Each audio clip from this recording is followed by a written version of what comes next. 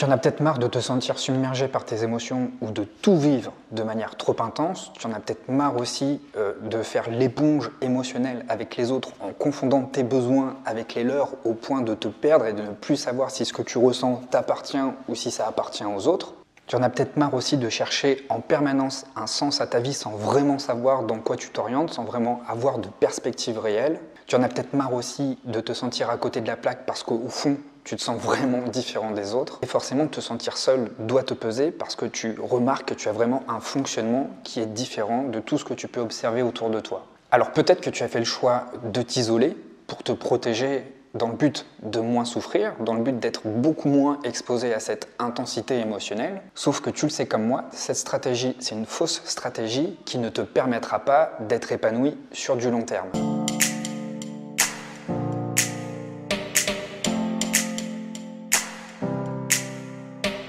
Alors peut-être que tu as mis en place des solutions. Mais ces solutions, tu as remarqué qu'avec le temps, elles ne marchaient pas. Beaucoup de personnes font notamment le choix de se blinder pour éviter de souffrir émotionnellement. On parle de faux self. Le faux self, c'est un masque social que l'on met en place pour éviter de montrer sa vulnérabilité, pour éviter de se montrer fragile en société. Et en ce sens, cette hypersensibilité est peut-être si délicate et si honteuse que tu n'as pas envie qu'elle soit perçue par les autres. Et puis d'autres font le choix de se réfugier éperdument dans un travail qui va quelque part les dissocier de leurs émotions parce que leur mental va être uniquement fixé sur l'objectif travail. C'est une stratégie évitante qui quelque part va les couper de leur monde intérieur. D'autres encore font le choix de l'isolement pour éviter toute confrontation avec le monde extérieur. Et puis d'autres encore ont recours aux antidépresseurs pour éviter toutes ces vagues émotionnelles, tous ces hauts et tous ces bas. Mais le problème, tu le sais comme moi, ça génère un engourdissement général, ce qui te coupe encore une fois de la connexion avec tes émotions, ce qui crée quelque part un sentiment de dissociation. C'est-à-dire que tu vas être spectateur de ton ressenti, mais tu ne vas pas te sentir responsable et partie prenante de ce qui vit à l'intérieur de toi. Alors retiens bien ceci, dès lors que tu fais barrage à tes émotions, ne pense pas qu'elles vont disparaître et ne pense pas que tu vas retrouver un état d'équilibre et que tout va s'arranger. Au contraire, toutes ces émotions vont s'accumuler, elles vont se bousculer au portillon et lorsqu'elles vont cogner à la porte, ça va faire très mal. Et même si momentanément tu as la sensation de gérer, tu as la sensation de maintenir un état d'équilibre en les mettant de côté, en te blindant, dis-toi qu'au bout d'un moment, elles feront toujours irruption comme un volcan, ce qui peut donner lieu à une somatisation, ce qui peut laisser apparaître par exemple des maladies chroniques ou même une profonde dépression. Alors comment personnellement j'ai réussi à retrouver un état d'équilibre avec cette hypersensibilité ?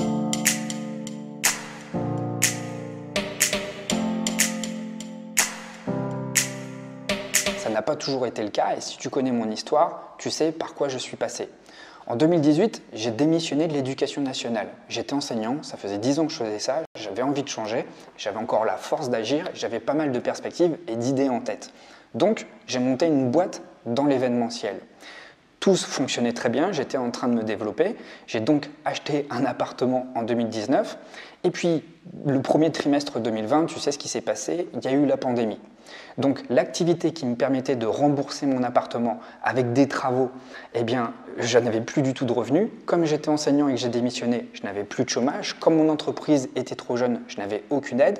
Du coup, je me suis retrouvé avec un appartement à rembourser, des travaux à faire, sans ne plus avoir de rentrée d'argent. Je ne t'explique pas l'état de stress, l'état de détresse profonde dans laquelle je me suis trouvé. Alors ce qui s'est passé, c'est que j'ai rien trouvé de mieux que de me réfugier dans les travaux, dans le travail. Puisque je n'avais plus d'activité professionnelle, au moins je me suis dit autant avancer sur un autre pan et comme ça tu vas pas perdre ton temps. Du coup je me suis complètement perdu dans les travaux. J'ai fixé tout mon mental, toute mon énergie physique et intellectuelle dans tout ce que j'avais à faire jusqu'au moment où les travaux se sont finis. Et quand les travaux ont été finis, au moment de profiter de tous ces mois de sacrifice, après plus de 6 mois de travaux où c'était vraiment la galère sur tous les plans, au moment de profiter, vraiment de me poser, de m'installer confortablement, de monter les meubles et puis juste me reposer, C'est là qu'a explosé ma maladie chronique qui était en dormance depuis plusieurs années. Mais là, elle n'est pas apparue comme d'habitude, elle a vraiment radicalement explosé, ce qui m'a valu une belle hospitalisation. Et c'est pendant cette hospitalisation que j'ai finalement dû m'arrêter, et c'est là que j'ai pris conscience à quel point je me suis complètement négligé. Et c'est à partir de ce moment-là que je me suis ouvert à mon monde intérieur et que je me suis intéressé en profondeur à l'univers des émotions.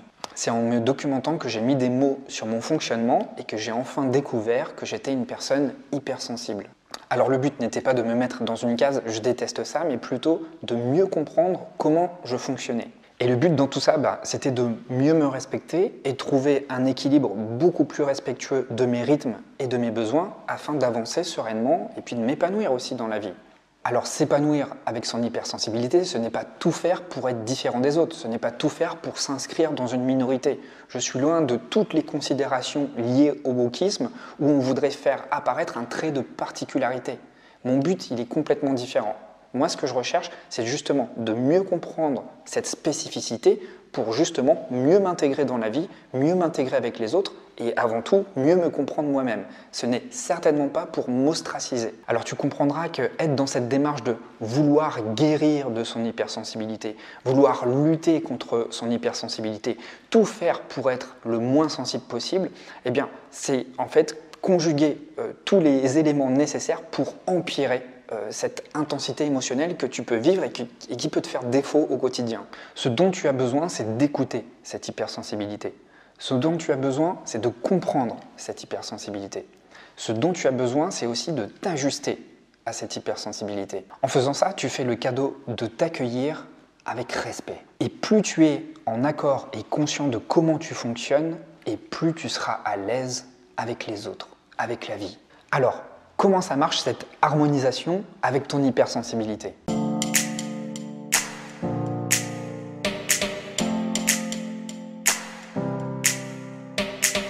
Tu dois d'abord comprendre les raisons de ton mal-être. Toute souffrance a une explication. Toutes les blessures que tu as vécues à travers les relations avec l'extérieur, avec tes amis, avec tes amours, avec ta famille, avec tes collègues, sont l'écho de la relation que tu entretiens à l'intérieur avec toi-même. Si de manière inconsciente, tu es fâché avec toi-même, si de manière inconsciente, il y a un lien qui s'est brisé avec toi-même, tu vas à chaque fois reproduire des relations boiteuses avec l'extérieur. Il est donc essentiel que tu puisses mettre le doigt sur ces blessures pour les penser et donc mieux prendre soin de toi et développer une relation plus saine avec les autres. Si tu te sens bloqué ou même traumatisé à cause de ce trop-plein émotionnel, il est essentiel que tu comprennes ce qui a été blessé. Car dès lors que tu ne mets pas de conscience ou dès lors que tu n'as pas compris ce qui a été blessé, eh bien, ton inconscient, à chaque fois, va te remettre dans des situations où tu vas revivre une situation douloureuse. Et tant que cette blessure ou ces blessures n'ont pas été comprises à l'origine, à chaque fois, elles vont te fragiliser. Et à chaque fois, ton inconscient va te faire revivre ce type de situation jusqu'à temps que tu les comprennes. Ensuite, en t'employant à mieux te connaître, eh bien, tu vas davantage saisir ton unicité. Qu'est-ce qui fait de toi une personne absolument unique et originale ? C'est en sachant particulièrement ce qui fait de toi une personne tout à fait singulière que tu vas avoir des repères suffisamment clairs pour te positionner par rapport aux autres. Parce que tu sauras quels sont tes points forts. Tu sauras qu'est-ce qui fait de toi une personne juste unique. Ça te permettra d'avoir plus de clarté pour te présenter, mais aussi toi pour te ressentir et exprimer davantage la personne que tu es. Ça va être beaucoup plus facile ensuite pour les autres de mieux cerner la personne que tu es et toi tu vas pouvoir le faire avec beaucoup plus d'aisance. Ce qui va t'aider également pour t'harmoniser avec cette hypersensibilité, c'est de sortir de ce fatalisme, de se sortir de ces croyances limitantes et de retrouver l'espoir, de retrouver cette flamme. L'hypersensibilité n'est pas une maladie, au contraire, c'est une chance. Alors certes, on vit dans un monde hyposensible, certes, on vit dans un monde qui se veut productif, qui se veut de plus en plus mécanisé. Mais finalement, être hypersensible, ce n'est pas être humain. Il y a un boulevard qui s'ouvre devant toi et qui va te permettre justement de développer toutes ces facettes qui sont des qualités humaines, qui sont des qualités personnelles. Et j'ai envie de te dire, le monde n'a jamais eu autant besoin qu'aujourd'hui Eh bien, de ses facultés humaines. Ce qui va vraiment t'apporter du soutien, ça va être se lâcher prise avec ce mental tout puissant. Pourquoi? Parce que à force d'être relié à la tyrannie de son mental, tu te coupes de tes émotions, tu te coupes de tes sensations. De fait, tu n'arrives plus vraiment à analyser tes besoins et tes ressentis. Pourtant, ce sont de véritables boussoles. Et c'est ce qu'on appelle l'intelligence émotionnelle. Être intelligent émotionnellement, déjà, c'est mieux comprendre ce qui se passe en soi et ça va t'apporter plein d'outils pour pouvoir t'adapter dans ce monde. Et c'est en développant cette intelligence émotionnelle que tu auras une compréhension beaucoup plus intuitive de ton fonctionnement. Tu sais, la compréhension de soi ne passe pas uniquement par la compréhension intellectuelle. Il est également important de savoir se fier, de savoir faire confiance en son ressenti. Et puis enfin, dernier point, ce qui va te permettre de t'harmoniser avec cette hypersensibilité, eh bien, ça va être de trouver du sens. Ça va être de trouver un sens nouveau à ta vie. C'est précisément à travers des expériences transformatrices que tu vas apprendre à te transcender. Pourquoi te transcender? Justement pour transformer toutes les expériences que tu as déjà vécues, pour enfin donner une nouvelle version à l'essence qui t'habite. Ça va t'ouvrir davantage à ton monde intérieur, mais aussi à tes émotions. Et tu vas pouvoir développer une plus grande lucidité sur toi, mais aussi sur le monde autour de toi. Parce que le monde autour de toi, c'est l'écho de ce qui se passe en toi. De fait, avoir une meilleure compréhension de ce qui se passe à l'intérieur va pouvoir t'aider à avoir un regard beaucoup plus éclairé sur ce qui se passe à l'extérieur. Alors tu dois te demander comment faire pour réaliser tout ça. Alors je vais te donner plusieurs étapes à respecter pour faire de cette hypersensibilité un véritable atout.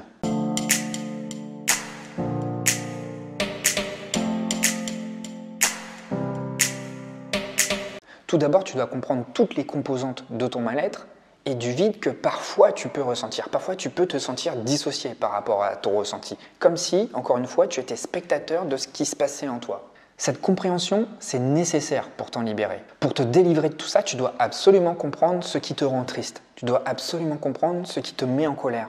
Tu dois absolument comprendre ce qui te rend complètement apathique ou même ce qui génère des idées noires. Deuxièmement, il est absolument important que tu comprennes ce concept d'attachement insécure. Parce que c'est ça qui te fragilise dans ton rapport avec toi-même, mais aussi dans ton rapport avec les autres. Et il est important aussi que tu saches dans quelle mesure tu emploies un faux self en société. Quel masque social tu mets pour te protéger des autres.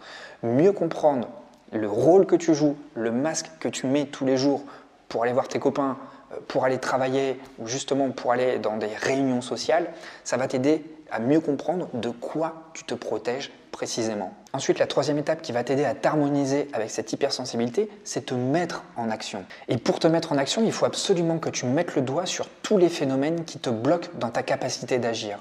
On parle ici d'impuissance acquise. Dans l'étape suivante, pour faire de ton hypersensibilité un atout, tu dois absolument mettre le doigt sur tous les traits singuliers qui composent ta personnalité. Qu'est-ce qui fait de toi une personne originale? C'est essentiel et encore une fois, ça va t'aider à te positionner plus facilement par rapport aux autres parce que tu auras une représentation claire de ce qui fait de toi une personne complètement unique. L'idée, ce n'est plus de t'effacer. L'idée, c'est d'exister à part entière dans cette société, sans renier aucune facette qui compose ta personnalité. Mais justement, en être fier, les assumer et les exprimer.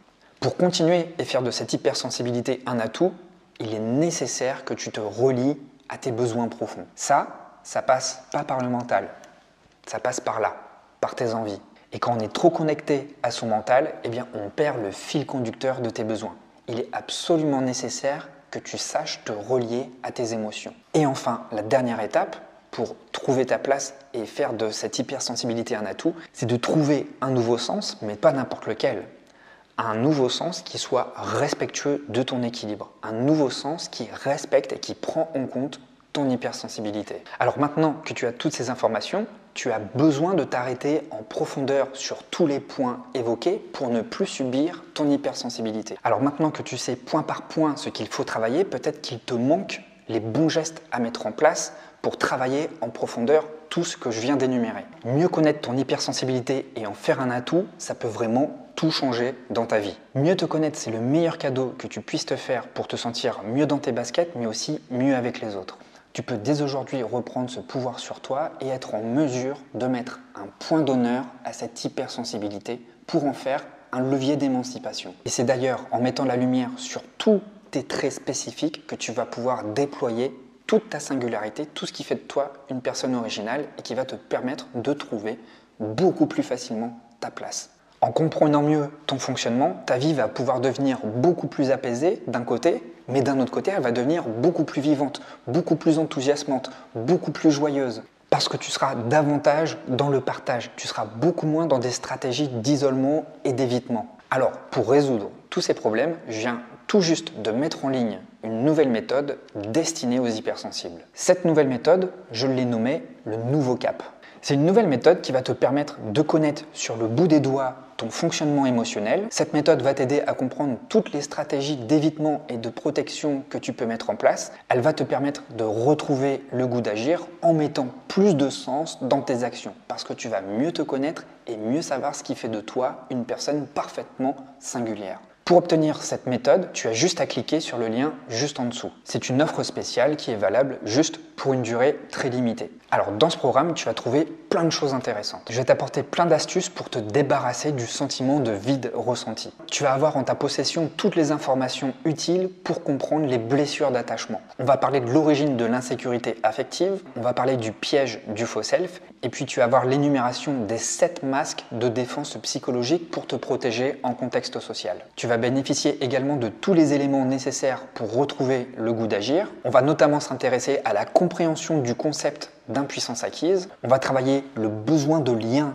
avec les autres et comment sortir du piège des émotions négatives. Tu vas profiter de la démarche pour découvrir ton unicité et créer du lien beaucoup plus facilement. Pour cela, je vais te donner toutes les informations dont tu as besoin pour développer la partie créatrice de ton cerveau. Et puis c'est pas fini, on va voir ensemble comment faire renaître la flamme de l'espoir pour se remettre en selle et se remettre en action. L'idée ici, c'est de te relier avec les autres à travers des activités fédératrices et je vais te donner plein d'idées, plein de tips, plein de conseils pour pouvoir recréer du contact facilement sans que ça te paraisse étrange ou forcé. Et enfin, et là c'est la partie où j'ouvre les perspectives, on va parler de l'épreuve existentielle. Comment traverser cette épreuve existentielle?